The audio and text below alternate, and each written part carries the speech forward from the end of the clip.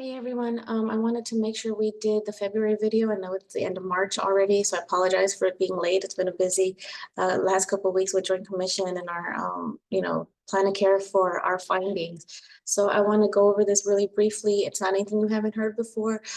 Please make sure that you sign that either that you watch this video, leave your name down below. I do take record of that so that we can use that as far as annual evaluations, how many meetings you attended.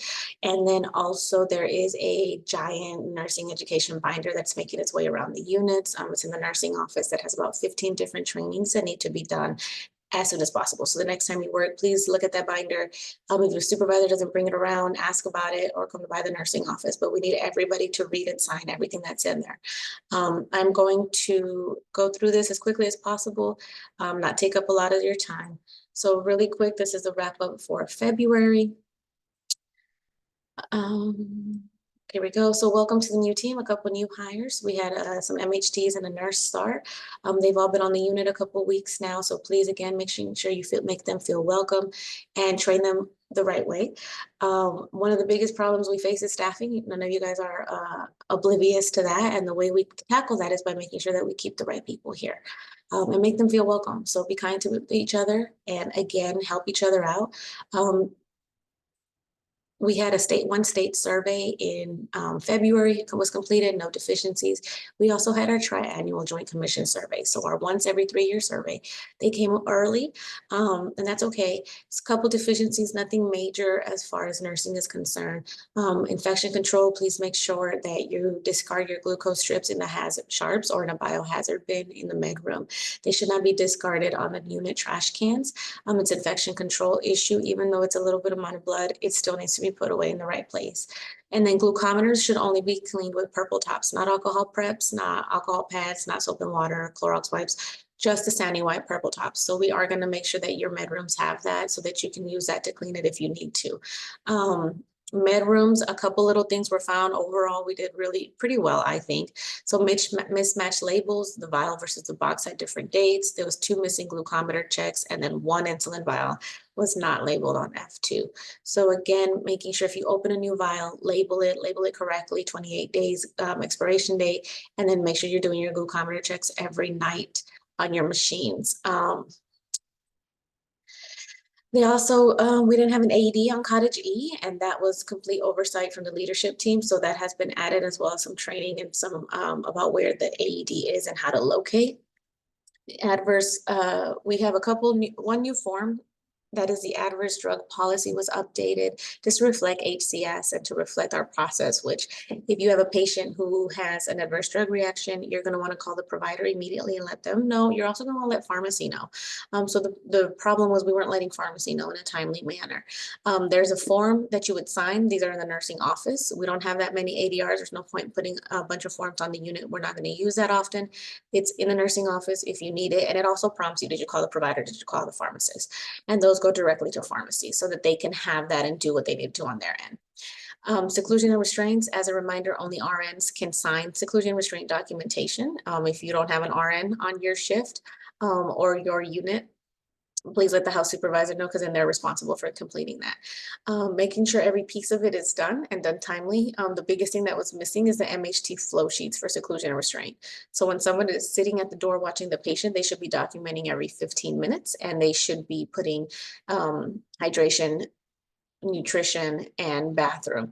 If they, use them or allowed it, or etc.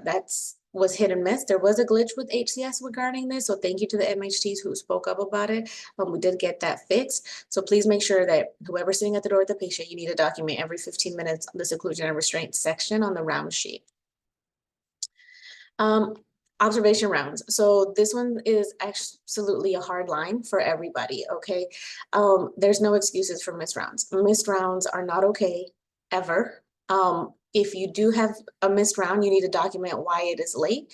We are doing camera review to make sure that your reason matches up. If you say there's a unit disruption and then we look at camera rounds and that's not the case, then it's falsification of documentation. If you put that you were too busy for 5 hours and you couldn't do rounds and then camera review is done, that's not okay, because we can see what's going on. So missed rounds, you're gonna hear this over and over again. Everybody's hitting this pretty hard right now, have to be done. Nurses and techs, anything larger than 15 minutes to hours are being evaluated. And I'm talking about hours. We had a patient go 21 hours without rounds. Okay. That's not okay. So nurses and MHTs, you're both going to be held responsible. This is not an MHT only function or an MHT only responsibility. Yes, MHTs do rounds. However, you nurses, you were trained on how to do rounds and you can do rounds. If that tech isn't doing rounds because of whatever reason, they're busy, they're off the unit, they're just not going to do them, then you need to step in and do the rounds and notify the house supervisor immediately that something is happening in that staffing pattern, that we can't get these done. Okay, now I am not oblivious to the nursing staffing shortage. I understand that, and I understand patient care, absolutely. But hours of rounds not being done does not make sense, no matter how you try to spin it. So please be mindful. Everybody is responsible and will be held accountable for making sure that rounds are done. We are adding some walkie-talkies. C2 already has theirs. We're in the process of ordering more for all the units so that we can assist making sure when you're off the unit, you know, with patients that you have some means to communicate with other people. Again, there's a new observation round that's going around. There's actually 15 education pieces that are going around right now. So I apologize for the overkill, but we have to make sure that we understand every single thing.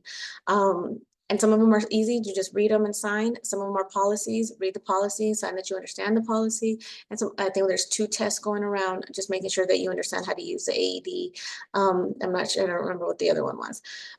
So there's a binder going around. If you haven't done any training, please ask, because you're probably missing it, okay? We have to be at 100% compliance. It's a big white binder, it's in the nursing office, and the supervisors are carrying it to the units. And it talks about observations. And then of course, we just talked about the adverse drug reaction. Incident reports, there's some new forms. Please use the new forms. I'm still getting some of the old ones. I don't know who has those hidden in the locker somewhere, but those are trash. Throw them away if you see them, and just use the new forms.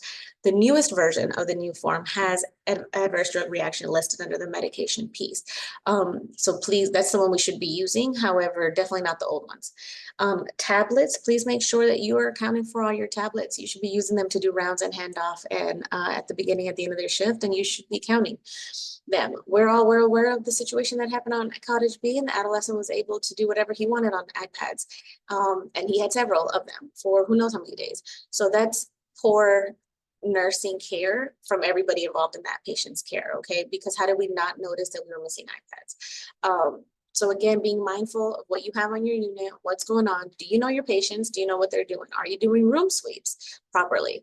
You know, all of that comes into question when stuff like that happens. And then this is some of this is a result of that, right? So please make sure you're accountable for the resources that you have. You can't tell me I didn't do rounds, I didn't have a tablet, and then we didn't notice you were missing a tablet for 4 days. Well, what have you been doing for the 3 days prior to that, right? So please be mindful. Medication rooms continue to do all the checks. Okay, this isn't anything new. The best med room in February was E2, so Cottage E again, congratulations. I'm gonna send up a certificate with Miss Victoria. Again, you know, keep competing against each other. Overall pretty well. Labs went live on the 13th of February. I am in the process of making them print to each unit specifically. It'll help lighten the load for C. Once that happens, I'm hoping by the end of this week, night nurses, you'll be responsible for getting those requisitions at print and putting them in the lab book for the phlebotomist to grab the next day. Day shift nurses, you're going to be responsible for making sure you sign them off in your MAR, okay? Now they carry over day to day, so if you don't sign them off today, that I got my labs drawn today, then guess what? Tomorrow is going to reprint that requisition. And so right now we're having a lot of stuff be printed over and over and over again. So you need to be mindful when she comes to the unit, who does she draw, who is she not able to draw, and then making sure you're signing them off as completed. I am working with LabCorp to see if it's possible to give the phlebotomists access themselves, but they have to get that cleared through their corporate office. Please make sure you sign anything that shows up on your work list when you first log into HCS. We're still missing several thousand signatures. Pretty much, you know, hospital-wide, discipline-wide. So please make sure you're signing off on your stuff. Please make sure you're verifying your orders. This is your chart checks, right? We used to do chart checks on paper. This is the chart checks where you're going through, you're looking at your ancillary orders, you're making sure that there's nothing that says blue and that's, you know, unverified. You want to make sure you change all those to white and that they've been verified. You've read those orders and you've done what you can with them. discharges and ER send-outs have to have an order in HCS, period. They have to have an order. If the doctor has not put the order in, you can call and put the order in. You can call and get an order and put a discharge order in. We had a patient not discharged because the doctor themselves didn't put the order in, and the nurse didn't call the doctor to clarify, is this person supposed to leave? So please make sure those orders are in HCS. And then medical consults, again, there should be an order in HCS, and then also on the consult binders on the units. When your patients come back from the ER, put them down for a medical consult, right? We want the medical team to assess if the patient was, start on any medication. Do we need to do anything different while they're here, okay? Omnicell, I am seeing a huge decrease in the number of overrides and discrepancies. So kudos to you guys, you're doing great. Let's keep it up. Make sure you're signing off everything on the Omnicell. Make sure you're putting a reason for why things were wrong, okay? Don't just ignore it and keep on moving, because what happens is if you don't clear it, it carries over to the next shift, to the next shift, to the next shift. So now instead of one discrepancy, now we have 4. Okay, so please make sure you're putting a reason for why the number is whatever the number is. Making sure you're being mindful. The machines are really sensitive, so if you push one number too hard, it might put it in there 2 or 3 times. So then we have 337 Percocet, and we're like, that's not possible. I am keeping track of kind of which nurses' names pop up a lot. So that will be something that we'll be following up with nurses individually and kind of reviewing the Omnicells and making sure that you understand kind of what you're doing, okay? A lot of it is slow down, is what it looks like, okay? Just slow down, couple minutes, read what the machine is asking you for before you just kind of start putting stuff in, okay? Medication scanning, so we're doing really good. We're moving in the right direction. We were at 81.74%. So kudos, great job. Keep scanning those meds. We should have patient armbands, HCS armbands, scan the armband, scan the med. This is a national patient safety goal. 81.74 is wonderful. We're almost at our 90%. Our top scanners for February, couple of our nurses moved up a little bit, and of course 85%, so pretty good. So if your name's not on one of these, then you might need to start scanning some more medication. Our now observation rounds, we did poor in February. We're not going to sugarcoat it. We went down significantly. We were at 75.83%. Our goal is 100%. So we handled a couple different issues that came up with observation rounds, but this is not acceptable. So, this is going to take a team effort. Everybody needs to understand that observation rounds are literally the #1 way we keep our patients safe. You need to document where your patient is, because then that says that you've laid eyes on them and you know that they're safe. So hopefully we can turn this around. So we did have somebody that scored 100%. So Ms. Marcia, kudos to her, great job. And then a couple 95%ers. So good job. What goal is 100%? Our good catch for February, doing camera review for a lot of incidents on February. And there was one night in particular that Daniel and Dorothy on E2, I watched, the whole 12-hour shift, and they just were amazing. They were on it, they were moving. There was a lot of things happening that night, admissions and disgruntled patients, and they handled it really well and did a great job. So kudos to them and that teamwork that they displayed that night. Coming up, this already passed, obviously, I'm sorry. So we do have Easter coming up this upcoming weekend. Hope you guys are able to celebrate that however you do. And then Joint Commission will be coming back. We're anticipating 1st or 2nd week of April, just to follow up on the things that they found. So really kind of important survey, because that kind of highlights all the hard work that we did to fix what they said we needed to fix. And so please make sure, again, sign all the trainings, do your logs, do your treatment plans, document your pain assessments on your patients. Those were the things that came up. So if you had somebody a pain med, an hour later, you should be signing off that it was relieved or unrelieved, right? Or what the number is. On your new admissions, you should be doing treatment plans. So I know we've kind of talked about this before. We've kind of gone back and forth. We've been on HCS for a couple months now. Everybody should feel pretty comfortable. There is a treatment plan YouTube video if you need help with that, how to do it. Any of the leaders can walk you through it, but we should be doing medical treatment plans for any medical condition that we are helping them with. So falls, blood pressure, GERD, hypercholesteremia, those are all standard ones that you should be doing on admission, okay?